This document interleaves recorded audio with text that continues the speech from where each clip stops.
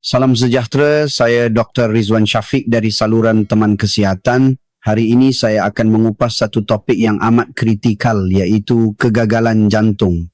Saya akan menerangkan tanda-tanda yang membolehkan kita mengesan jika jantung mula gagal berfungsi, punca-punca langsung keadaan ini, serta komponen pemakanan yang dapat meningkatkan kesihatan pesakit.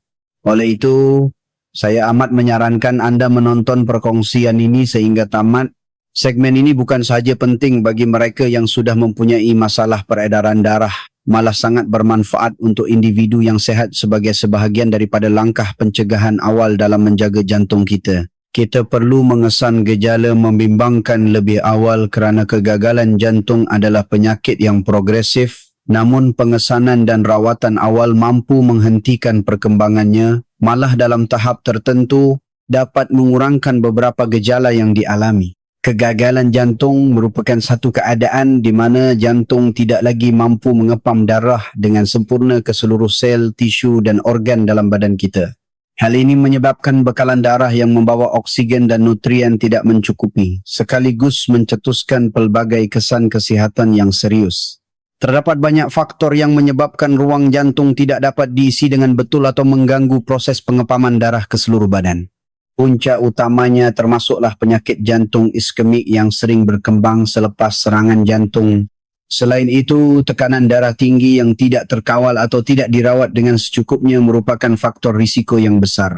Kecacatan injap jantung, kardiomiopati, miokarditis keradangan otot jantung, dan prekarditis keradangan selaput jantung juga menyumbang kepada kegagalan ini. Perlu juga diketahui bahawa masalah ini bukan sahaja berpunca daripada sistem peredaran darah, tetapi turut didorong oleh penyakit lain seperti diabetes yang tidak dirawat dengan baik, hipertiroidisme, asma, atau sirosis hati yang kronik. Keadaan seperti komplikasi radang paru-paru, kemerosotan fungsi buah pinggang, dan apnea tidur henti nafas semasa tidur yang sering kita pandang remeh juga boleh memburukkan lagi kegagalan jantung yang sedia ada.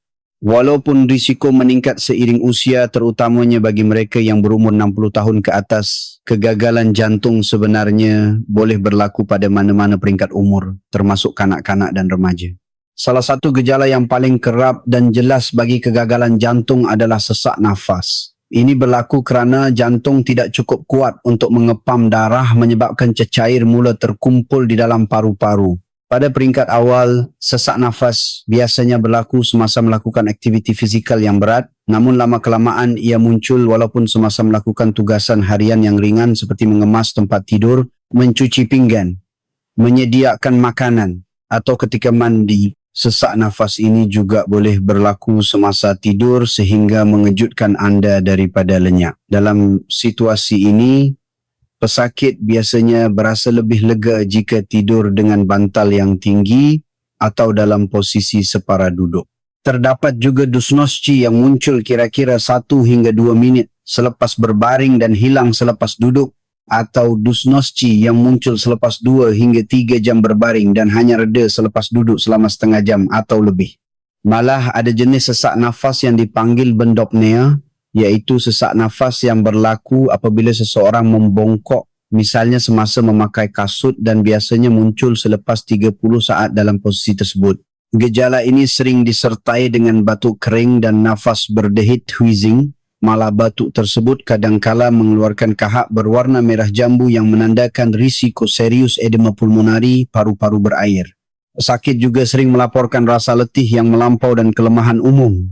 Ini bukan disebabkan oleh kecergasan fizikal yang lemah, tetapi kerana organ dan otot kekurangan oksigen akibat jantung yang gagal mengepam darah dengan berkesan. Edema atau bengkak juga merupakan tanda tipikal, terutamanya pada kedua-dua belah kaki di bahagian buku lali, kaki dan betis, malah kadangkala sehingga ke atas lutut. Walaupun bengkak mungkin tidak kelihatan jelas pada peringkat awal, anda mungkin menyedarinya apabila kasut yang biasa dipakai tiba-tiba terasa sempit atau terdapat kesan jeratan stoking pada kaki. Bengkak ini biasanya bertambah teruk pada waktu petang dan berkurangan selepas berbaring. Bagi mereka yang terlantar lama, bengkak juga boleh muncul di kawasan tulang belakang bawah lumbal sakron. Ini berlaku kerana jantung yang lemah tidak mempunyai daya tolakan yang cukup untuk mengembalikan darah dari kaki melawan tarikan graviti menyebabkan cecair meresap ke dalam tisu. Selain itu, peningkatan berat badan secara mendadak sebanyak 2 hingga 3 kilogram dalam masa yang sangat singkat, 3 hingga 7 hari, juga merupakan petanda pengumpulan cecair di dalam badan, termasuk di paru-paru dan rongga perut. Sebelum saya meneruskan, saya ingin menjemput anda untuk melanggan surat berita kesihatan percuma saya yang dipanggil Diari Kesihatan Pagi. Saya menghantarnya setiap Isnin hingga Jumaat pada jam 6 pagi sebagai bacaan santai selama 2 minit sambil anda menikmati kopi atau teh pagi. Diari ini adalah pelengkap kepada saluran YouTube saya dan anda boleh mendaftar di www.dadirrizwanmydiary. Satu lagi tanda kegagalan jantung adalah urat leher, vena jugular, yang kelihatan menonjol dan penuh.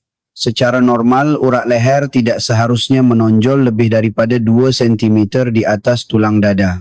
Namun bagi pesakit kegagalan jantung, urat ini boleh kelihatan penuh sehingga ke rahang dan tetap menonjol walaupun semasa menarik nafas. Ini disebabkan oleh peningkatan tekanan darah vena dan kesesakan darah dalam urat tersebut kerana ventrikel kanan jantung tidak menangang mengepam darah ke paru-paru. Gejala lain termasuklah hilang selera makan yang berpunca daripada kesesakan darah dalam organ perut dan pengumpulan cecair.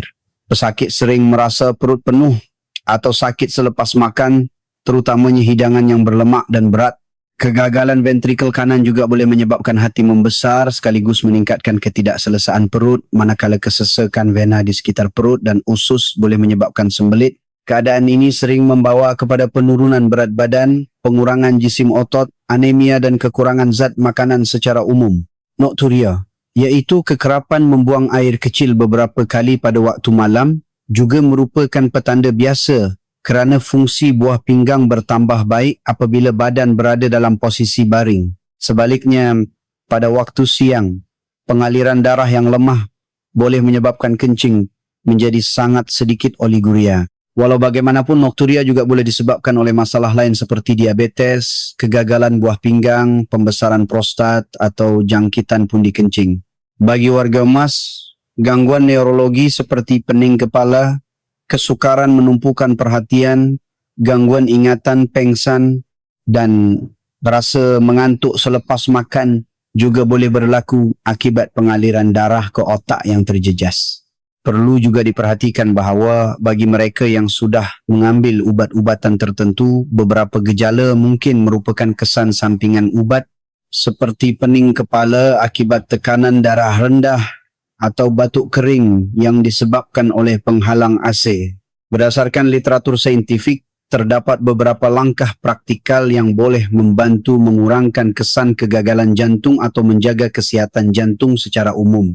Walaupun rawatan farmakologi sering diperlukan, perubahan gaya hidup adalah asas yang sangat penting. Kawalan berat badan adalah kritikal. Jika anda mempunyai berat badan berlebihan atau obesiti, menurunkan berat badan adalah satu kemestian kerana beban berat yang berlebihan akan memburukkan lagi keadaan jantung. Aktiviti fizikal harian yang sederhana juga sangat bermanfaat untuk menguatkan otot pernafasan dan meningkatkan stamina, namun ia hanya perlu dilakukan apabila keadaan penyakit stabil. Jika penyakit sedang meruncing, anda perlu berehat. Selain itu, pesakit disarankan mengelakkan perjalanan ke kawasan tanah tinggi melebihi 1,500 meter dari aras laut, kawasan dengan kelembapan melampau atau suhu yang sangat panas. Sudah tentu menghentikan pengambilan alkohol dan tabiat merokok adalah wajib kerana ia boleh menyejaskan kekuatan pengepaman jantung, menyebabkan lonjakan tekanan darah dan mengurangkan tahap oksigen dalam darah. Mengenai aspek pemakanan, mengehatkan pengambilan garam sering disyorkan kerana lebihan natrium boleh menyebabkan pembesaran ventrikel kiri yang berbahaya dan menyejaskan fungsi buah pinggang. Walaupun begitu, kajian terbaru menunjukkan bahawa pengehadan garam yang terlalu ekstrem juga boleh memudaratkan. Oleh itu, saya menganjurkan agar anda mengurangkan garam dengan mengelakkan snack masin dan makanan yang diproses tinggi seperti makanan dalam tin, sup segera, cube stok dan daging diproses, tetapi masih boleh menggunakan garam dalam jumlah sederhana untuk masakan di rumah. Beberapa komponen tertentu juga terbukti meningkatkan kualiti hidup pesakit kegagalan jantung. Antaranya ialah tiamina vitamin B1, di mana kekurangannya boleh menyebabkan pembesaran jantung yang berbahaya dan gangguan irama jantung aritmia. Kajian menunjukkan tiamina dapat meningkatkan fungsi pengepaman jantung dan mengurangkan beban kerja jantung. Sumber tiamina termasuklah dedak, kuman gandum, kacang dan daging ayam tanpa lemak. Dos suplemen sekitar 10 hingga 20 mg sehari juga boleh dipertimbangkan.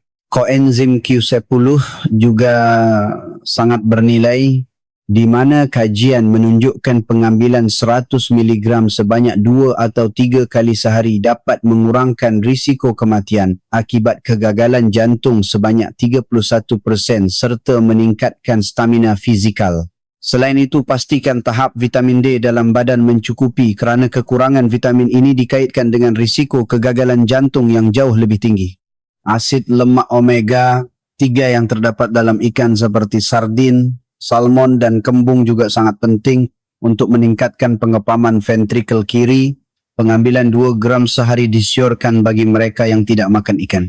Akhir sekali, L-karnitina pada dos 2 hingga 3 gram sehari juga didapati membantu meningkatkan parameter fungsi jantung seperti fraksi ejeksi dan output jantung.